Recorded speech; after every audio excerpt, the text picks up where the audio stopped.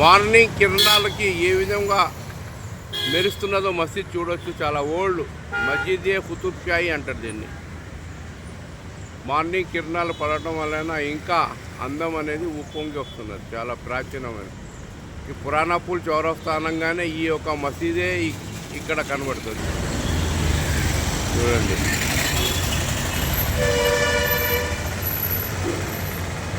అంటే ఇది పురాణపూల్ చౌరస్తా అన్నట్టు. చాలా ఆకర్షిస్తున్నది.